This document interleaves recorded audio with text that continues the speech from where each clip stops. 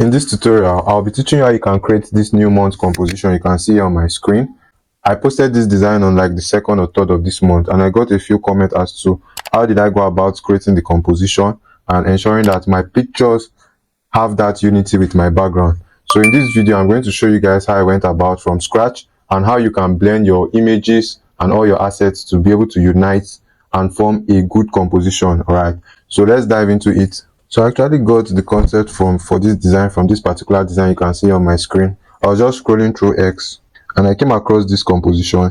So I thought about it. Wouldn't it be nice to try it in a different industry or for a different kind of design? Alright, so I went on to create a sketch of how my own design would look like, because it's good that when you gather inspiration from multiple places, highly recommended, you bring them together and you see how you can combine those ideas to create your own design. Alright, so I already got that concept of the elements going out of the screen from that design, so I decided to implement it with a copy on this particular design. So let's get into it. The first thing I did was to create a solid color background, because for this brand I always like using a dark background to give me room to be able to project the informations I want, all right, by creating that good contrast between my dark background and my bright information. So if you press Ctrl and N, this new layer style box or new document box is going to pop up. We are going to go with 1080 by 1350 and we'll leave the resolution at 72. You can check artboard if you are going to be working on multiple concepts, or if you want to try out different effects at the end of the day. So you just duplicate your work and change one or two. So I'll click on create. Alright, so the first thing first is to add a solid color background. So I'll just come here and click on solid color. So I already have the brand colors here in my swatches to make it effective and faster for me to change or select colors. So if you want to learn how to add colors to your swatch panel in Photoshop, there's a video here on my YouTube channel where I showed how I add brand colors to swatches and how that helps speed up my workflow. I'm going to attach a link in the description. If you're interested, you can check it out. So I'm going to select this particular color here. This is what I want to use. And then the next thing I'm going to do is bring in the background image I'll be using. Alright, so once you have it inside of Photoshop like this, what we are going to do is to change the orientation to portrait, and I'll just scale it up to fill my entire artboard. Right click, rasterize the layer, and I'm going to change it to black and white by pressing Ctrl Shift U on my keyboard. Then I'll convert it back to a smart object. Then let's change the blend mode to color dodge, because I want my background colors to show through it. And then also we are going to reduce the opacity to 80. Alright, so this is good. So the next thing we are going to do is add a light. We've kind of like established our dark background. So the next thing we are going to do is to make sure that we have a kind of like vignette effect that we can place our elements in the middle, because we are going to be using a middle alignment. All right, so I'm just going to create a new empty layer and then select my brush tool. Make sure that caps lock is turned off, and you can increase your brush size to something like this. So we want the brush to have a soft effect, and we'll reduce our hardness to 0, and then just tap on our background like this. All right, so this is what we want, something like this. But then I'm going to change my foreground color that we have here to this particular shade of the brown color. I'm just going to come here in the middle. Let's increase our brush size further, and let's also reduce our flow to something around 60. And then we'll come here, make sure that the brush is positioned at the middle of your artboard, and then just tap once. Then let's change the blend mode to linear dodge. Alright, and let's just scale it up a bit. Press Ctrl and T to bring out the transform box and just scale it up like this. Reduce the opacity a bit, and then we'll also duplicate it again, and let's reduce the opacity further. So basically I create my background by just playing around and see what works. So I think this is very much okay for me. You can dial this down a bit like this. Alright, the next thing we are going to do is group our layers. So if I select the first layer and hold down Shift and select the last layer, press Ctrl and G on your keyboard to group, and then just double tap on the name to change it. So we can just call this BG, short for background. So this is fine and good. The next thing we are going to do is to use these lines we have here more like as a guide for placing our coins, because the whole idea is that we want to place it around our frame as though it's floating out of the frame. Alright, so I brought in my 3D assets and I got most of them from Pinterest. What I do is that I get them, I crop the background and I save it as a PNG so that I can always use it for recurring designs. So I have them here and I've grouped them together. The whole idea of this is to make it look natural. All right, so I took my time to randomly place them and just create something that looks kind of like natural. So you can also do the same if you want to replicate this tutorial. Just take your time to position the assets the way you want. So this is the final arrangement. Just to save us time on this video, I had to skip all that, so you can take your time and get something nice. As you can see, it's kind of like following the guide that we have here. So we are just going to delete this. So I'm going to be applying a general effect to all the assets. That's one reason why we group them, so that we don't have to apply that effect one by one. And the first thing I'm going to do, just to have a copy, is that I'm going to press Ctrl and G to duplicate my group. Then the down one will convert it to a smart object. All right, so let's turn this off for now. And that first one is going to be at top, the coin that will be at the top. Now we are going to use this duplicate to create more like a blur effect, to give it that motion.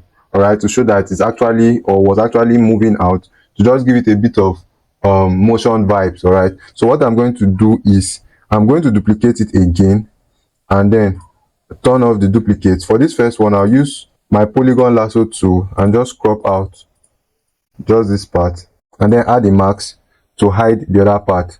All right, then I'm going to turn this back on and then hold down Alt, click and drag on this mask to replace it on, to add it to this other duplicate, and then I'll press Ctrl and I to invert the mask. So what I did is that for this part we have just this left side showing and the other side hidden, while for this one it's the other way around. So why I did that is because the effect I want to add, if I add a motion blur effect on it together, it's all will be going in one direction and it's not going to look real. So the one coming from the left has to, the direction of the motion blur also has to be towards the left, and the one coming from the right also, the direction of the motion blur has to be in that same direction.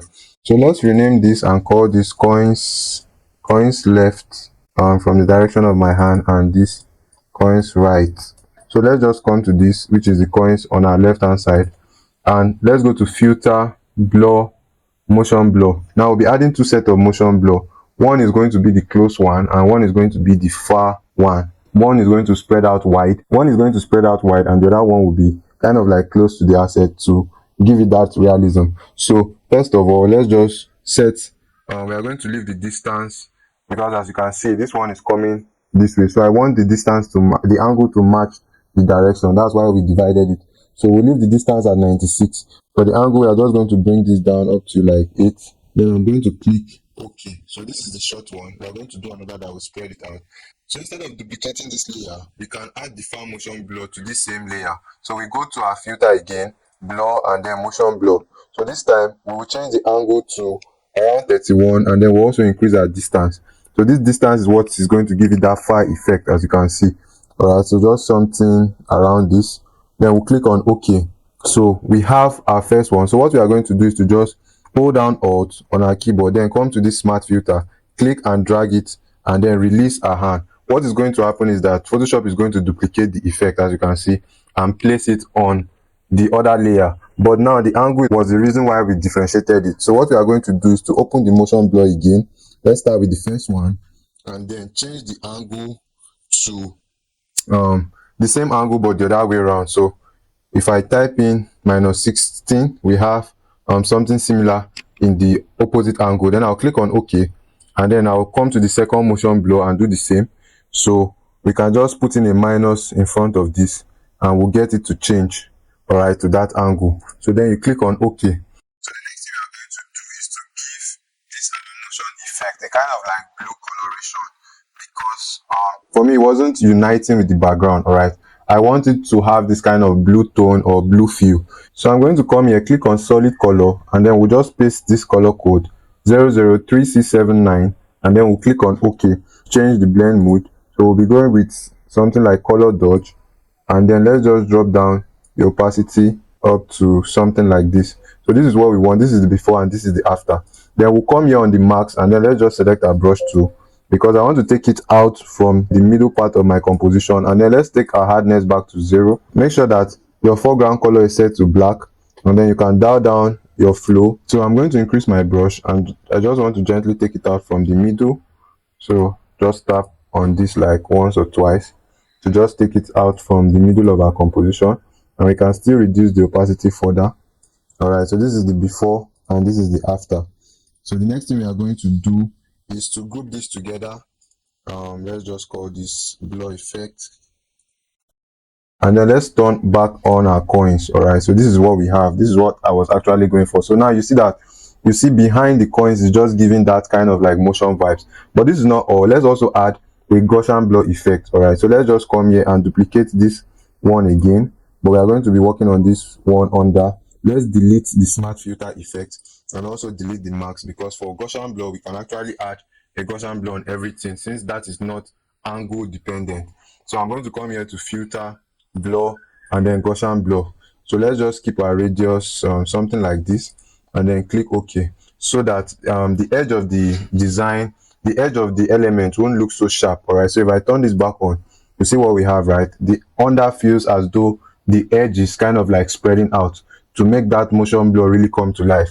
So this is how I was able to achieve this, and then I'm just going to close this. And see, this is the before and this is the after. So the next thing we are going to do is to finish our background and then bring in our image and our text elements. So let's touch up these coins a bit to increase the contrast on it. What I'm going to do is to just add a curves adjustment layer. So hold down Alt on your keyboard and make sure that you place your mouse in between the coins group and then your curve adjustment layer. So if you notice, the mouse has changed to this icon, signifying that once you click, it's going to power clip it into that coin group. So that's what we are going to do. So while holding Alt down, you just click once and it's going to power clip it into the coins group. So we are going to use the curves adjustment layer to give it some contrast by creating a very light S curve. So taking the shadows down and then just taking the light up a bit. All right, so if I turn this off and on, you see what we have. The before and after, the dark become darker and the bright parts become brighter, giving it a bit of contrast. Another thing we can do is to also just use brightness and contrast adjustment layer. So we can just increase the brightness a bit. So as you can see, it's now beginning to match with that of our background and it's bringing out the realism. So subtle adjustments or effect like this is what will help your composition come to life. So we'll just also increase the contrast to match, and then let's just close this up. The next thing we are going to do is to solidify the vignette effect around the icons, because although it's fading in, I still want my emphasis to be more on the center. So I'm going to create a new empty layer. Make sure that I come to the colors here and select this navy blue, this dark blue as my foreground color, and then change to my brush to turn off caps lock. Once you're okay with the size of your brush, make sure that you also set your flow to something that would give you what you want, and then let's change the blend mode here to multiply, and then we are just going to subtly paint like this. We are trying to give it a vignette effect, all right, so that our focus would be on the center. Our audience will be able to focus more on what is on the center of the composition. So let's just turn this off and turn it back on. You see, this is what we have. I'm going to create another layer again, this time increase my brush and then reduce my flow to, let's say, 5, and then let's just still paint in. So the same thing, a close shadow and a far out one to create that balance is what I'm trying to do here. All right, so I'm okay with this. I can group all this together and let's just call this coins complete. Anything you like. I prefer keeping my layers organized as I go, as I move on, especially for tutorial. But when I'm creating, I actually create, and then when I'm done, I now group my layers. So don't mind me, guys, I'm not disorganized when creating. So but just to keep things flowing smoothly, let's keep all our layers grouped. The next thing we are going to do is finish up our background. Now I have these two elements here. This is what we are going to be using to complete our background. The whole idea of the composition was to give it a kind of like celebration vibe, entering a new month. So the copy is tagged November is for winners, so more like giving it a kind of celebration vibe. And I thought, what else would do justice to giving it that party celebration vibes than a confetti? So that's why I brought in this element here. But before then, let's turn off the confetti, and then I just want to add a bit of extra light with this element here. So I was just playing around with it and I was thinking what I can actually use it for. So it didn't turn out to be exactly necessary, but let's just still go with the flow. So what I did was to rasterize the layer and then press Ctrl Shift and U to desaturate it so that we have it in black and white, and then I convert it back to smart object, and let's change our blending mode to color dodge also. All right, so what this does, as you can see, is going to pick the background blue and it makes everything united. I'll press Ctrl and T, and then in my angle here I'll type in -180 because I want to change it. I want the light to be coming out like this. We'll add a Gaussian blur effect to it. and then let's just place it like around the center. So I'm going to add a max to it and then select my brush tool. Let's just increase our flow back to 10, and then I just want to brush off extra parts of the ray. All right, this is good. So let's turn our confetti back on. We are going to do the same thing. Rasterize the layer, Ctrl Shift U, convert it back to smart object, and then change the blend mode to linear dodge. So we are going to change the orientation. I'll press Ctrl and T to transform, and then let's just type in 90 here in an angle. Let's make it minus 90. I want the other side up. So I'm going to right click and then change to perspective and just do this. I want it to spread out on the top. All right, so let's press Ctrl and T again to transform it, and let's just close it down a bit like this. So I love this, but for me the coloration still didn't match. So what I did was to add a blue color overlay to increase the tone on it. So let's just come here, create a solid color, and then this is the color code A4EAFF. So we are going to do the same thing. Hold down Alt and then power clip it into the gold confetti layer, and then we'll change the blend mode to color. All right, so this is much better, but then we are just going to reduce the opacity a bit, and then for the confetti let's just also dial down the opacity a bit so that you can pick the blue color that we have in our background. That way it will look much more better. So let's transform it again, press Ctrl and T, and then let's just increase it from the side and then centralize it again. Now I want it also to not take so much attention, so what I'm going to do is to blur it out a bit. So let's just go to filter, blur, Gaussian blur, and then let's just reduce it to something like this. All right, so I think this is very good. So I came across this HDR effect on YouTube. I'm going to attach a link to the video in the description also. I used that video, I watched that video, and I used it to create a HDR effect PSD file that I can always use to quickly work on my images. So this is the image we used on this design. For the sake of brand ownership, I'm not going to attach this image to the resources because it's actually a property of the brand. So you can actually use any custom image for the sake of tutorials to practice. So this is the before and this is the after. All right, so what you do, you watch the video and you see how to create a HDR effect like this for your images. I'm just going to bring this image now into our composition. I'll press Shift Control Alt and E to create a screenshot of it and then convert it to a smart object in a separate Photoshop tab. So if I double tap on this thumbnail here, Photoshop is going to open it separately. As you can see here, what I want to do is to crop it out of the background, and then I'll come here, select subject. Alright, so this is a very quick way to make a selection in Photoshop, but sometimes you just have to zoom in to confirm that the selection is actually accurate. It's best when there's a clear distinction between your foreground and your background. So as you can see, we have a bit of cutout here. What I'm going to do is to change to the polygon lasso tool and then hold down Alt on my keyboard. As you can see, when you hold down Alt, there's a minus sign attached to the tool. What that means that it's going to take away from the selection. But if I hold down Shift, as you can see, there's a plus sign attached to the tool and it's going to add to the selection. So I want to take away from the selection. I'll hold down Alt, click here, and come back to that starting point. All right, so this is what we have. If I come here, as you can see on the hem of or the edge of this cloth, it actually did not detect it properly, so it took it out. All right, so what I'm going to do is to add to it. I'll just hold down Shift, come here, click,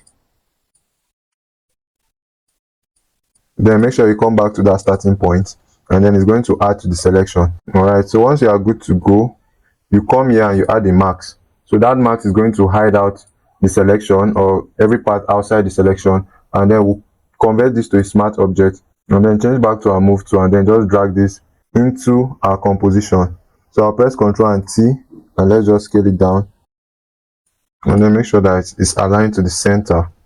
All right, so this is what we have, but I'm still going to touch up the image a bit and also unite it with our composition, because obviously there's that difference that it's actually not united with the composition.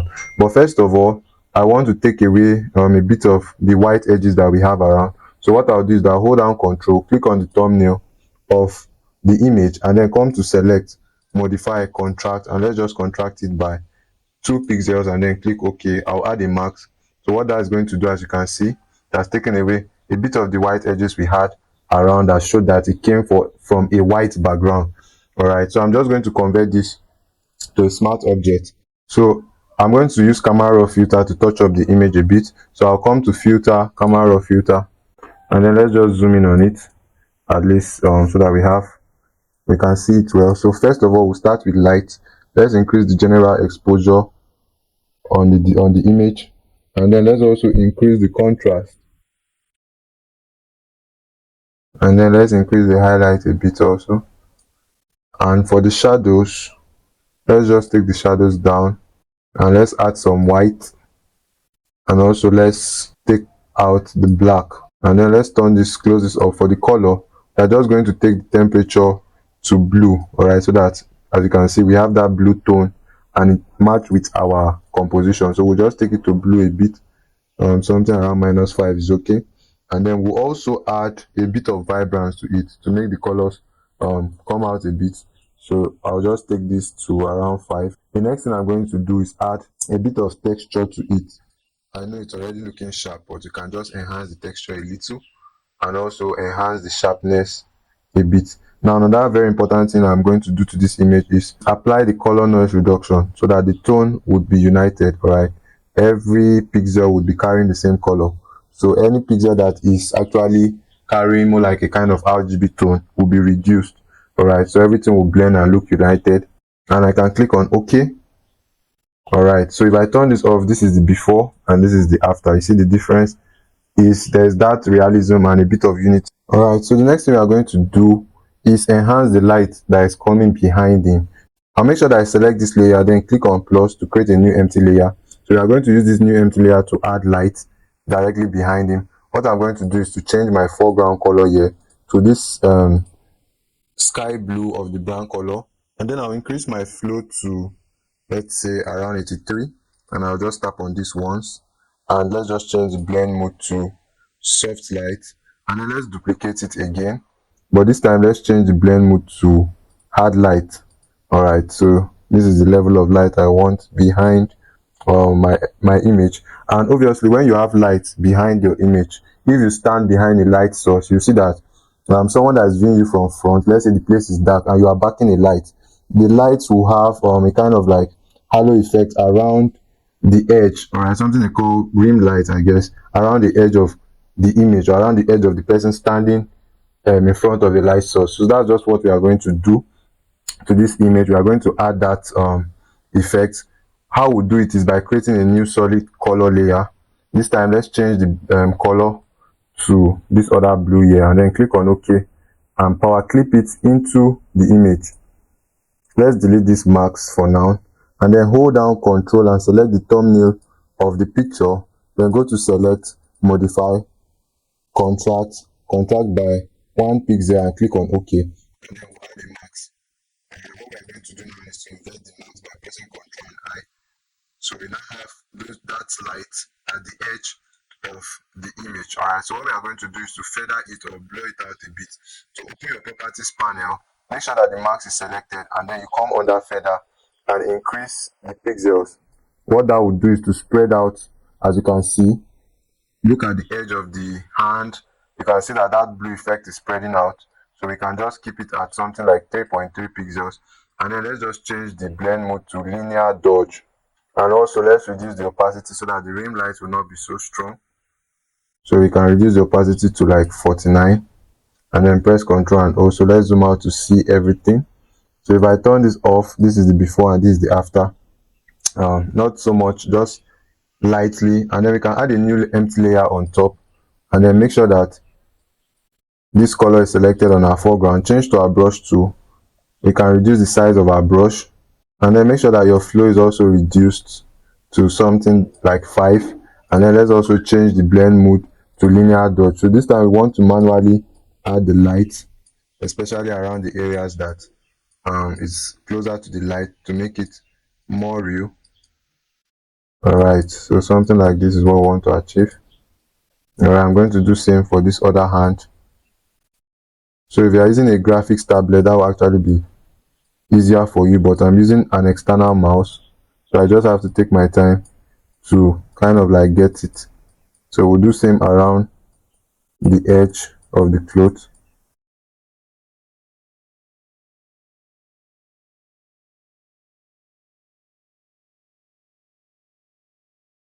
Alright, so since we have light under here, we can also just do that.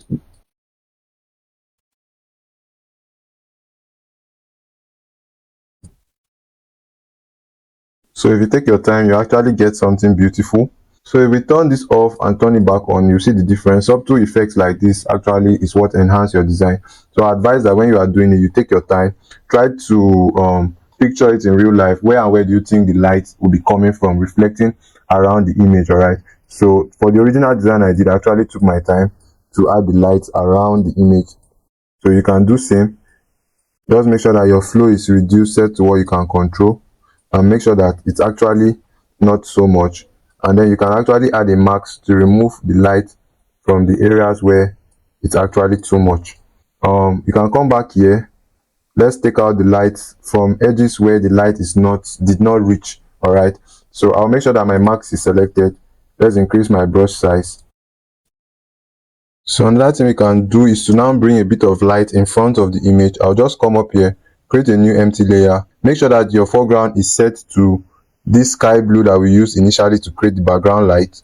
The color code is 00C5FF, and then you select your brush tool. Let's just increase our brush. The shortcut is B. So once you press B on your keyboard, it's going to activate the brush tool. And then let's increase our flow to, let's say, 35, and let's just tap here once, and then change the blend mode to linear dodge. All right, so if I turn this off and turn it back on, you see what we have. Let's create another empty layer and then tap on it once, change the blend mode also to linear dodge. All right, so it's just a way to bring the light in front to also make it look united and look real. So we can just reduce the opacity of this a bit.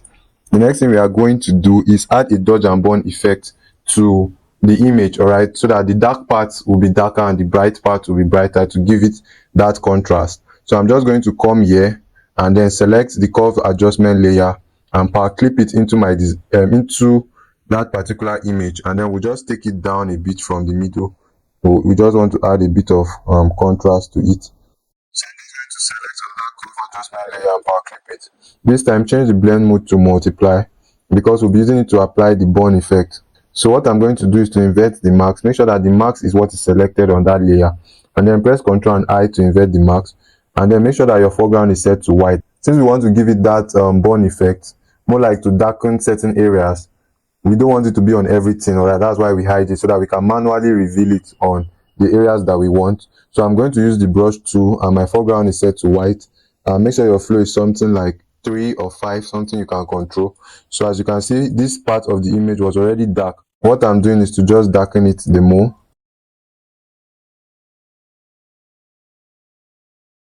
especially on the shirt, because the face already has a bit of contrast on it. So I'm not going to touch the face. I'm just going to do for the shirt. So if I turn this off and turn it back on, this is what we have. So let's just do same for the hand.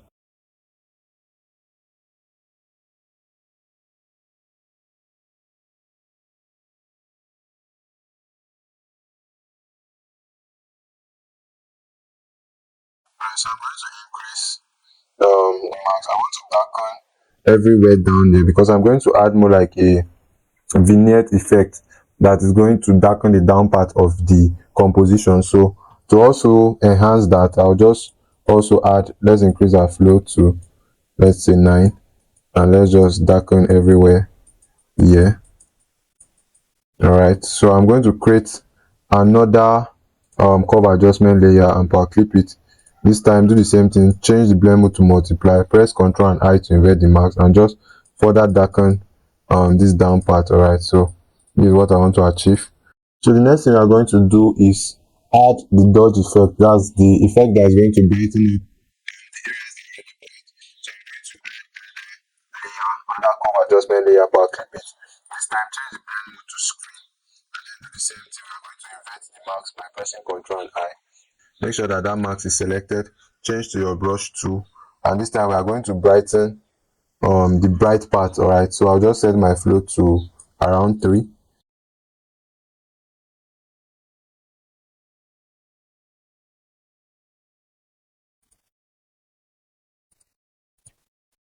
All right, so when you're doing something like this, make sure that you take your time to achieve it. So if I turn this off and turn it back on, this is what we have.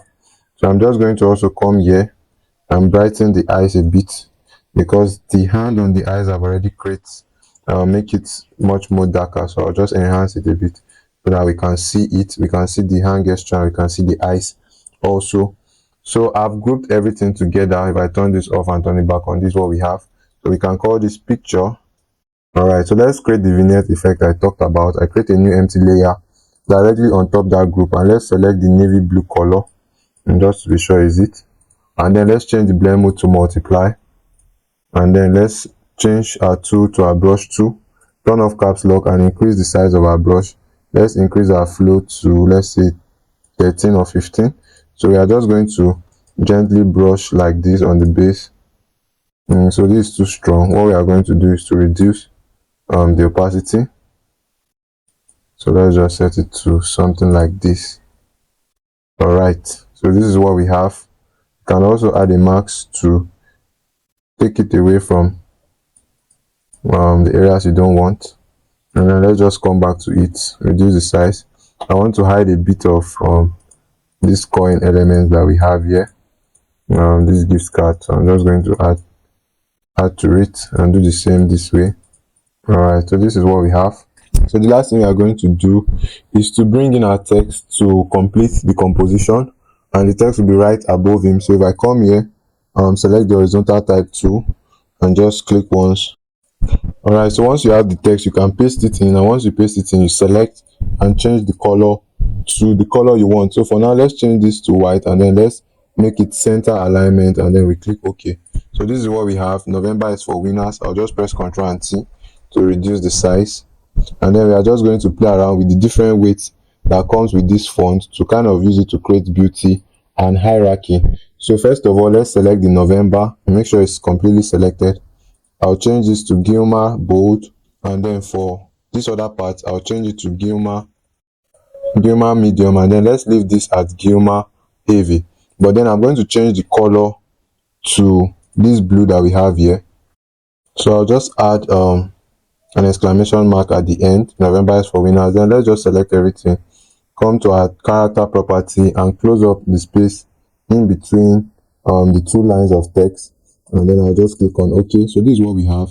Now if you notice, this confetti effect that we have on our background is actually affecting our readability a bit. So what I did was to add a mask, and then select my brush tool and just take it out from there a bit. All right, so that we can have a bit of readability on our text. So select the text and make sure it's centralized, and then I'm just going to create a little bit of effect to the text by adding a new empty layer and power clipping that layer. And then let's change our foreground color to this green that we have here, that is from the brown color, and then select our brush tool and then just brush lightly at the base here.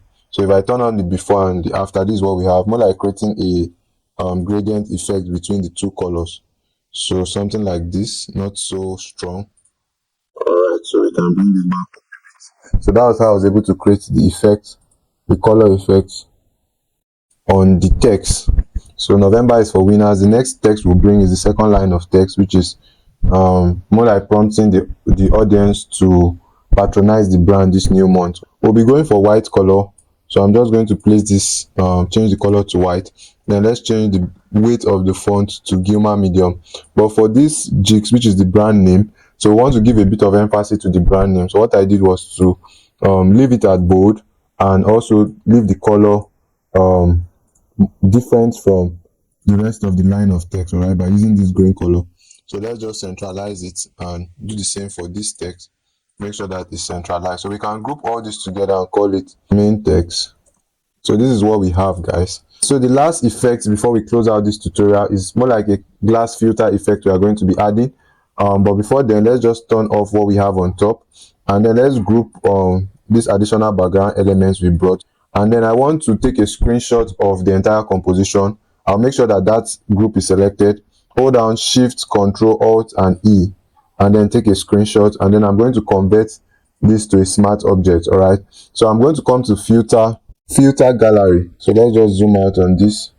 Very nice. So as you can see, we have different filter effects here, but what we are going to be going with is under distort glass.